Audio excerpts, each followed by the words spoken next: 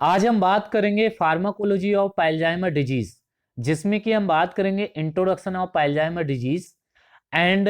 Drug therapy use in Alzheimer and drug mechanism of action. तो सबसे पहले हम बात करते हैं introduction of Alzheimer disease. Alzheimer की अगर हम बात करें तो जो अल्जाइमर का जो पेशेंट है वो अपनी याददाश्त को खो देता है या फिर उसकी जो याददाश्त है वो कमजोर हो जाती है, जिसके चलते उसे भूलने की बीमारी हो जाती है। और इस भूलने की बीमारी को हम अल्जाइमर डिजीज कहते हैं, जिसमें कि देखा गया है पेशेंट अपने पास्ट को भूल सकता है और साथ ही साथ अपने प्रेजेंट को भूल सकता है। जो अल्जाइमर का पेशेंट है वो ईजिली कोई चीज याद नहीं कर सकता, अगर याद करता है तो वो कुछ समय के बाद भूल जाएगा। जैसे कि वो अपनी फैमिली को भूल सकता है, जैसे कि अगर वो कहीं जा रहा है तो वो ये भूल सकता है कि मुझे कहाँ जाना है, ठीक है, मैं कौन हूँ, ठीक है। तो ये दिक्कत रहती है अल्जाइमर के पेशेंट के साथ, उसे भूलने की बीमारी हो जाती है और जिसे हम अल्जाइमर डिजीज कहते हैं। ज़्यादातर ये ओल्ड एज के पेशेंटों में ज़्यादा होता है, जैसे कि 65 एज जो ओल्ड पेशेंट हैं उनमें ज़्यादा अल्जाइमर देखने को मिला है, जिसमें कि देखा गया है जो पेशेंट है उसकी याददाश्त कमज़ोर हो जाती है। अगर कोई चीज़ उसे याद करनी है, ठीक है, अगर आइडेंटिफाई करना है तो वो बहुत देरी से याद करेगा या फिर आइडेंटिफाई करेगा, ठीक है। तो उसकी जो मेमोरी है वो वीक हो जाती है, ठीक है, तो उसकी जो याद करने की क्षमता है वो भी कम हो जाती है। आखिर ये होता क्यों है? होने का रीजन जो आपके न्यूरॉन्स हैं, ब्रेन के जो न्यूरॉन्स हैं वो उनका लॉस होने लगता है और जिसकी वजह से जो याददाश्त है वो कमज़ोर होने लगती है और जो न्यूरोनल ट्रांसमिशन है वो डिक्रीज होने लगता है, ठीक है। जब न्यूरोनल ट्रांसमिशन जो डिक्रीज होने लगता है और जिसकी वजह से न्यूरोनल जो ट्रांसमिशन है उसका लॉस होने लगता है और जो न्यूरॉन्स हैं वो जनरेट नहीं हो पाते हैं और जिसकी वजह से न्यूरोनल डी जनरेटिव यानी कि जो अल्जाइमर जो डिजीज है वो न्यूरो डीजेनरेटिव डिसऑर्डर है। मतलब कि जो न्यूरॉन्स हैं वो उसमें जनरेट नहीं होते हैं और जिसकी वजह से जो पेशेंट है वो अपनी पास्ट मेमोरी या फिर प्रेजेंट मेमोरी को भूल जाता है या फिर उसकी जो मेमोरी है उसका लॉस हो जाता है। इसके साथ साथ इसमें ये देखा गया है जो ब्रेन है, ब्रेन की जो सेल्स हैं वो डैमेज होने लगती हैं और जो ब्रेन का जो साइज है वो कम होने लगता है, जैसा कि आप इस डायग्राम में देख सकते हैं। हेल्थी ब्रेन का साइज और फिर अल्जाइमर डिजीज की ब्रेन का साइज। साथ ही साथ इसमें जो न्यूरोनल ट्रांसमिशन है वो इनिवेट हो जाता है, जिसकी वजह से न्यूरॉन्स जनरेट नहीं हो पाता है और जो ट्रांसमिशन है वो इनिवेट हो जाता है और जिसकी वजह से जो मेमोरी है उसका लॉस हो जाता है। इंट्रोडक्शन की बात करें तो ज़्यादातर ये जो एजेड पेशेंट हैं उनमें देखने को मिलता है, बट अगर कुछ फैमिली हिस्ट्री में अगर किसी को अल्जाइमर है तब यंग एज में देखने को आपको अल्जाइमर मिलेगा। अदरवाइज मोस्टली जो 65 एज ओल्ड पेशेंट हैं उनमें अल्जाइमर डिजीज देखने को मिली है, जिसमें कि देखने को मिला है लॉस ऑफ मेमोरी, पेशेंट की मेमोरी लॉस हो जाती है या फिर उसकी याददाश्त कमज़ोर हो जाती है। कॉग्निटिव फंक्शन उसके जो याद रखने की जो क्षमता है वो कम हो जाती है, लर्निंग कम हो जाती है और बिहेवियर में उसके चेंज दिखेगा और साथ ही साथ उसकी लैंग्वेज में चेंज दिखेगा। वो ईज़िली रिकॉग्नाइज़ नहीं कर पाएगा, चाहे वो कोई फैमिली का मेंबर हो उसे नहीं पहचान पाएगा और चाहे कोई प्लेस हो या फिर जगह हो, उसे पहचानने में उसे दिक्कत होगी। अगर पहचानेगा तो बहुत देरी से पहचानेगा और साथ ही साथ जो उसकी वर्बल फ्लुएंसी है वो कम हो जाएगी। पैथोलॉजी की बात करें तो इसमें जो न्यूरोनल लॉस हो जाता है और साथ ही साथ alteration in many neurotransmitter, neurotransmitter जो होते हैं उसमें अल्ट्रेशन देखने को मिलेगी और जिसके चलते जो न्यूरॉन्स हैं उनका लॉस हो जाता है और पेशेंट की मेमोरी का लॉस हो जाता है और मेमोरी जो है उसकी वीक होने लगती है। अल्जाइमर डिजीज होने के दो रीजन हैं, एक तो प्लाक फॉर्मेशन का बनना और साथ ही साथ आपके टेंगल्स का बनना। ठीक है, तो जो प्लाक फार्मेशन और टेंगल्स जो फार्मेशन जो बनता है उसकी वजह से अल्जाइमर होता है। ठीक है, जो प्लाक फार्मेशन की अगर हम बात करें, ठीक है, आखिर ये क्यों होता है, जैसे कि जो extra cellular neurotic plaque formation जो होता है वो उस बीटा अम्लोइड प्रोटीन की वजह से हो बनते हैं। ठीक है, जो एक्स्ट्रा सेलुलर न्यूरोटिक प्लाक बनते हैं वो बीटा अम्लोइड प्रोटीन की वजह से बनते हैं, क्योंकि बीटा अम्लोइड प्रोटीन का प्रोडक्शन इंक्रीज हो जाता है, बट जो क्लीयरेंस है या फिर जो सिक्रेशन है वो डिक्रीज हो जाता है, और जिसके कारण extra cellular neurotic plaque formation हो जाता है। ठीक है, और साथ ही साथ अगर हम बीटा अम्लोइड प्रोटीन के प्रोडक्शन की अगर हम बात करें, इसका जो प्रोडक्शन है इंक्रीज जो जेनेटिक फैक्टर हैं उनकी वजह से भी इंक्रीज होता है। जैसे कि मैंने बताया कि जो यंग एज में जो आपके अल्जाइमर डिजीज देखने को मिलेगी उसमें जेनेटिक फैक्टर इन्वॉल्व होते हैं। ठीक है, तो बीटा अम्लोइड प्रोटीन का जो सिंथेसिस है जो या जो प्रोडक्शन है उसके ज़्यादा होने के कारण क्या बनता है, आपके extra cellular neurotic plaque formation. ठीक है, और साथ ही साथ अगर हम इंट्रा सेलुलर न्यूरोफाइब्रिलरी टेंगल्स की बात करें, तो ये टाउ प्रोटीन के एबनॉर्मल लेवल के कारण बनते हैं। ठीक है, तो याद रखना है जो इंट्रासेलुलर न्यूरोफाइब्रिलरी टेंगल्स जो बनते हैं वो टाउ प्रोटीन के एबनॉर्मल लेवल के कारण ही बनते हैं। ठीक है, अगर हम बात करें जो टाउ प्रोटीन है, टाउ प्रोटीन हेल्प कर इसका जो मेन फंक्शन रहता है वो स्टेबलाइज एक्सोनल माइक्रोट्यूब्यूल्स। ठीक है, तो याद रखना है एक तो बीटा अम्लोइड प्रोटीन की सिंथेसिस या फिर प्रोडक्शन ज़्यादा होने के कारण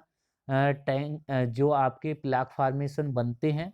और उसके साथ साथ आपके जो टेंगल्स बनते हैं वो आपके जो टाउ प्रोटीन है उसका एबनॉर्मल लेवल होने के कारण बनते हैं। तो ये जो दो रीजन है ये बहुत ज़्यादा इम्पोर्टेंट हैं। यही जो दो रीजन हैं ये बताते हैं इसकी पैथोलॉजी को कि इस कारण से आपके जो न्यूरो डीजेनरेटिव डिसऑर्डर हो जाता है जिसे हम अल्जाइमर कहते हैं, जिसकी वजह से ये जो प्लाक फार्मेशन बन जाते हैं और साथ ही साथ जो टेंगल्स जो बन जाते हैं, इनकी वजह से जो न्यूरॉन्स होते हैं वो डैमेज होने लगते हैं, और जो न्यूरोनल जो ट्रांसमिशन है वो इनिवेट हो जाता है, और जो न्यूरॉन्स है वो जनरेट नहीं हो पाता है, और जिसकी वजह से जो मेमोरी है उसका लॉस होने लगता है, और जो साथ ही साथ जो मेमोरी है जो याददाश्त है वो कमज़ोर होने लगती है। टाउ पैथी की अगर हम बात करें तो ये टाउ पैथी में ये देखा गया है हाइपर फास्फोराइलाइजेशन हाइपर फास्फोराइलाइजेशन की वजह से जो एग्रीगेशन होने लगता है माइक्रोट्यूब्यूल्स में, और जिसकी वजह से क्या होता है जो न्यूरोनल ट्रांसमिशन है वो इनिवेट हो जाता है। तो आपको दो चीज़ों पे फोकस करना है मेनली, जो बीटा अम्लोइड जो प्रोटीन है जो कि प्लाक फार्मेशन बनाती है, और कहाँ बनाती है, एक्स्ट्रा सेलुलर न्यूरोटिक। ठीक है, अगर हम साथ ही साथ टाउ प्रोटीन की बात करें तो इंट्रा सेलुलर न्यूरोफाइब्रिलरी टेंगल्स जो बनते हैं वो किसकी वजह से बनते हैं, टाउ प्रोटीन। ठीक है, तो जो टाउ प्रोटीन है और बीटा अम्लोइड प्रोटीन है वो इस इनकी वजह से क्या होता है, जो न्यूरोनल ट्रांसमिशन है वो इनिवेट हो जाता है, और न्यूरॉन्स जनरेट नहीं हो पाते हैं, और न्यूरॉन्स का क्या होने लगते हैं, डैमेज होने लगते हैं, या फिर न्यूरॉन्स का लॉस होने लगता है, और जिसकी वजह से जो याददाश्त है वो कमज़ोर होने लगती है, और साथ ही साथ पेशेंट अपनी याददाश्त को भूल जाता है। जैसे कि आप इसमें देख सकते हैं बीटा अम्लोइड प्रोटीन और साथ ही साथ टाउ प्रोटीन। इसमें भी आप देख सकते हैं जो टैंगल्स बन रहे हैं टाउ प्रोटीन के, कुछ इस तरीके से बनते हैं। और जो कि आपके इसमें भी आप देख सकते हो जो टाउ टैंगल्स बन रहे हैं कुछ इस तरीके से। और साथ ही साथ जो आपका जो टाउ बीटा अम्लोइड जो प्रोटीन है और साथ ही साथ आपके टाउ प्रोटीन है, वो एक तरीके से प्लाक फॉर्मेशन और फिर टेंगल्स फॉर्मेशन कर लेती है, और जिसकी वजह से जो न्यूरॉन्स हैं वो डैमेज होने लगते हैं और न्यूरोनल जो ट्रांसमिशन है वो इनिवेट हो जाता है, और जिसकी वजह से पेशेंट की जो मेमोरी है उसका लॉस होने लगता है और साथ ही साथ उसकी याददाश्त कमज़ोर होने लगती है। अगर हम इसके थेरेपी की बात करें तो इसमें number 1 loss of the cholinergic neurons, इसमें जो देखा गया है loss of the cholinergic neurons, जिसमें कि जो एसिटाइल कोलिन होता है उसकी जो एक्शन होती है उसकी एक्शन कम होने लगती है। तो इसमें जो थेरेपी का गोल रहता है, ठीक है, जो थेरेपी का गोल रहेगा तो इसमें क्या करना है, इसमें number 1 loss of cholinergic act neurons, इसमें कोलिनर्जिक न्यूरॉन्स का जब लॉस हो रहा है तो हमें नीड है कि जो ड्रग दिए जाएँ वो ऐसे ड्रग दिए जाएँ जो कि इंक्रीज या फिर इन्हांस करें the action of acetyl choline in the brain, ठीक है, जो कि इन्हांस करेंगे action of acetyl choline in the brain. ठीक, उसके बाद अगर हम बात करें नंबर 2 जिसमें कोल इनिस्ट्रेस इनिबिटर, जिसमें कि जो ड्रग हैं वो कोल इनिस्ट्रेस जो एंजाइम है उसे इनिबेट करेंगे और जिसकी वजह से जो आपके एसिटाइल कोलिन है उसका जो एक्शन है वो इंक्रीज होगा और उसकी जो अवेलेबिलिटी है वो इंक्रीज होगी। तो इसमें 2 गोल रहते हैं या फिर जो थेरेपी के जो 2 एम रहते हैं, नंबर 1 इंक्रीज या फिर इन्हांस कोलिनर्जिक एक्टिविटी, ठीक। नंबर 2 हमें इंक्रीज करना है एसिटाइल कोलिन की जो एक्शन है या फिर अवेलेबिलिटी है उसे इंक्रीज करना है, ठीक। तो जैसे कि अगर हम ड्रग के मैकेनिज्म ऑफ एक्शन की अगर हम बात करें, तो ड्रग की अगर हम बात करें, इन्हें हम कॉग्निटिव इन्हांसर जो ड्रग हैं उन्हें इन्हें कहते हैं, ठीक है, कॉग्निटिव इन्हांसर। अगर एग्जाम में कॉग्निटिव इन्हांसर के नाम से आता है तो आप इन्हीं ड्रगों को लिखोगे, ठीक है। साथ ही साथ आप नोट्रोपिक जो ड्रग हैं उनके भी नाम से ये आ सकता है, ठीक है। तो दोनों ही नाम से आए तो आपको यही ड्रग लिखना है, ठीक है। जैसे कि ड्रग की अगर हम बात करें तो रिवेस्टिगमाइन, ठीक है, डोनी पीजिल गैलेंटामाइन, ठीक है। मैकेनिज्म ऑफ एक्शन की अगर हम बात करें, जैसे कि रिवेस्टिगमाइन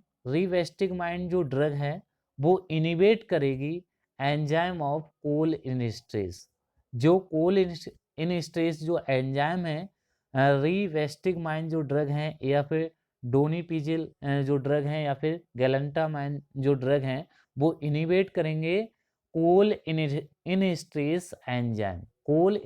इनिस्ट्रेस एंजाइम को इनिबेट करेंगे, जिसकी वजह से जो एसिटाइल कोलिन है उसकी हाइड्रोलिसिस इनिबेट हो जाएगी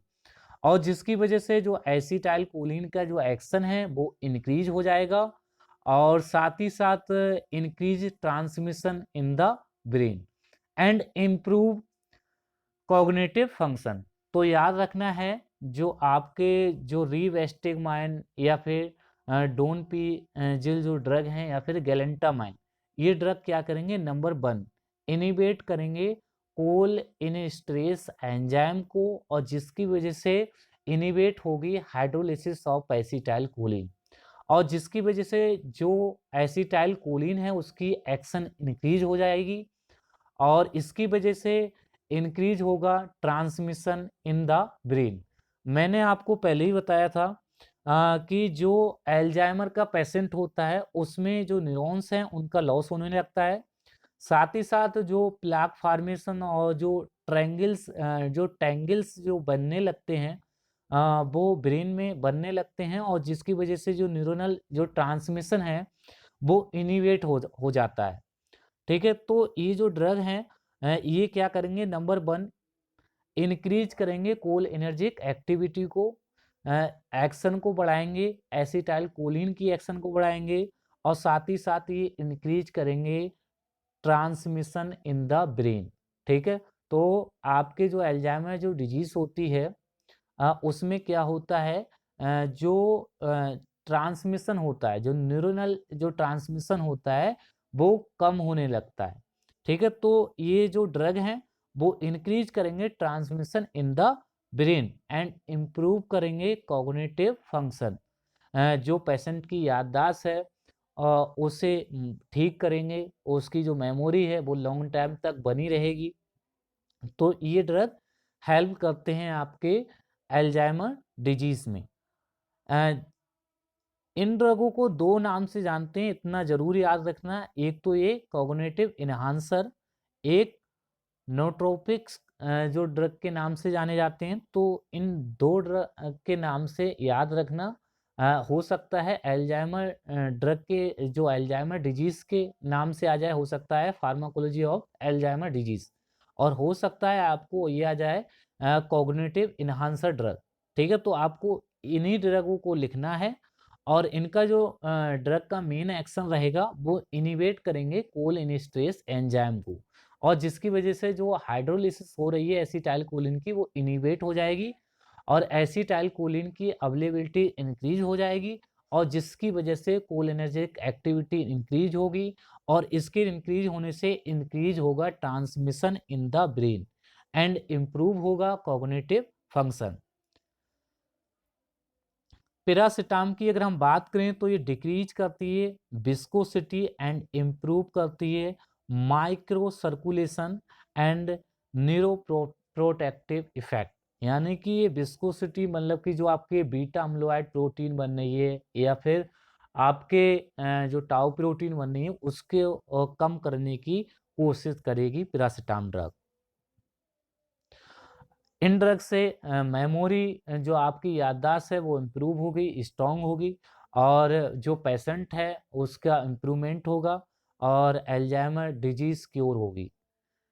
आज के लिए इतना ही, थैंक यू।